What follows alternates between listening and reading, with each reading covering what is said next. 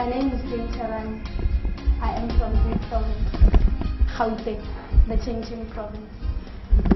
I'm not going to talk about my school because I want to inspire you to follow me on Twitter, on Facebook, and read about the things that I do. But I'm just going to share and welcome you into my world.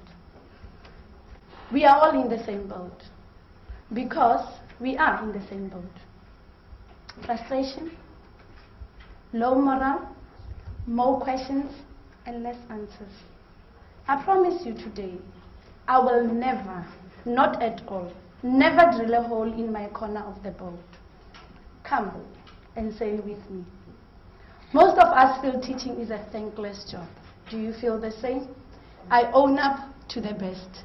If any teacher is glorified, I take it as a teacher. So to me, it's not thankless. Most of us focus on the negatives. We complain. We focus on the day-to-day bad attitude we experience. And we forget that actually the system is broken. And indeed, we complain to nobody. The system is acting deaf, or it is totally deaf. My invitation to you today is, let us take those breaks and build an audible voice, the real voice. Let us move away from self-pity, being oversensitive and overcautious. As leaders, we listen to wrong messages. We add to the noise because we do not know our worth. We are quick to switch into a momentary negativity, hoping it will get better. My question is, who has to make it better? Whose task is it to make it better? The responsibility is given to you, and you are the one that made that application. And you got the job. You were selected as the best. You know, as the very best. Hence I say, we are in the same boat. Colleagues, get your fire back. Start believing again. Start dreaming and start pursuing what is in your heart. We are all driven by passion. That is why we are sitting here on a Saturday. Negativity is a disease, and I refuse to conform to it, simply because I do not know what to do with that and negativity. Negativity is breaking us down. Enough is enough. Negative thinking is the most poison a leader can share with those he leads, the students, the community, the parents, and everybody else that dares to listen to you. It's time to being helpless and hopeless. Helpless tells us there is nothing we can do, and hopeless tells us there is no hope. Enough is enough. I have created a space where every negative thought that comes into my life is there to teach me a lesson. And for me, it is important to learn a lesson as soon as possible. There is no time to waste. The sooner I learn, the quicker I think and reflect. I think of the positive actions based on the lesson learned. It's important to always remember that whenever something negative happens to you, there is a deep lesson to learn. I am a lifelong learner, and I am of the belief that we are here to learn something. Once we learn something, we move on to the next one. Most of us sitting here are too experienced to have at least learned something. By now, we know more than we read from books. We also know more than what was taught to us through our schooling. But yes, we don't learn. If we don't learn, life will continue to throw us the same lessons until we learn from them. The mind is very creative. If you don't learn, the mind will give you options, and other options may not be helpful. And I'm thinking of the famous blame game. We all play that game when it suits us. Or if we want, we blame the government, our jobs, the media, our partners, our dogs, neighbors, dentists, dressmakers. The list is endless. But mark my words, blaming breaks our spirits. While it is certainly true that life presents many difficulties and undeniable pain and hurt, habitual blaming perpetuates bitterness, resentment, and powerlessness. And I said to you, and I'm saying it, enough is enough. Let go of the attachment to the problem. It's time we all stop blaming the system or be on top of it just because we all can, just because we are capable.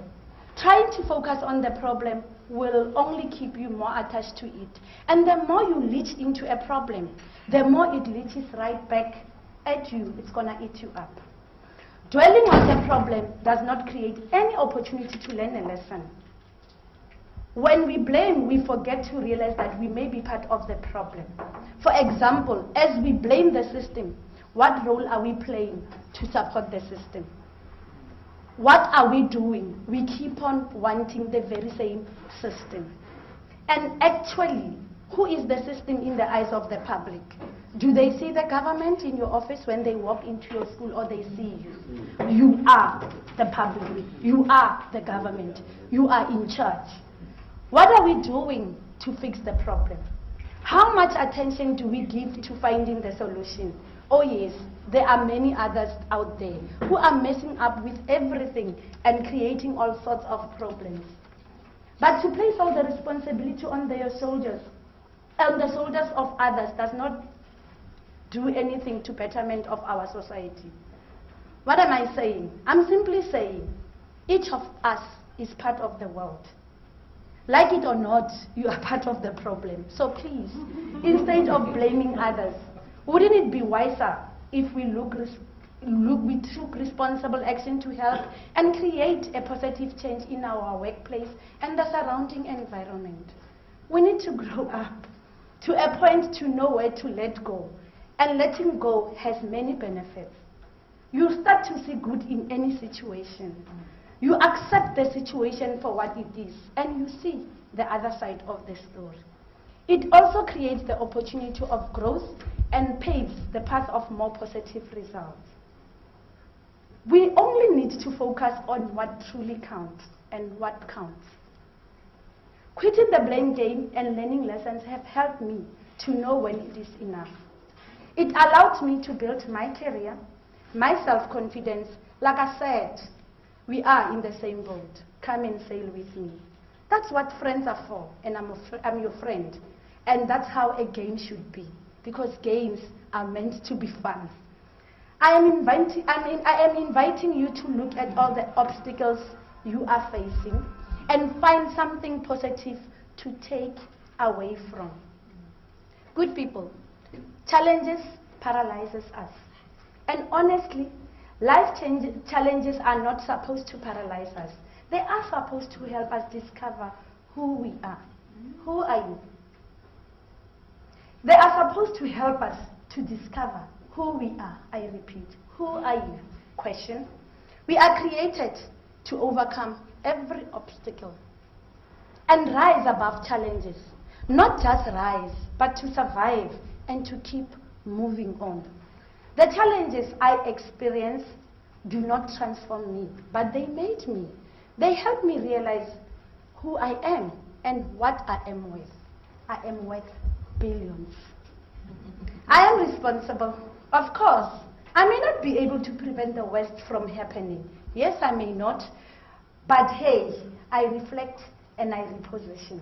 Hence, I afford to smile. Because how I respond to these challenges defines my character. I may choose to sit in perpetual sadness, and I can choose to rise from the pain. But no, I keep on keeping on. My character is beyond being a principal. I have redefined myself. I am a community member.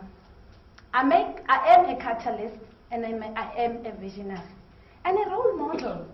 And above all, I am trusted with the responsibility to change minds, to shape the future, to carry others. I cannot afford to disappoint. In closing, we all leaders, and we have the following natural powers.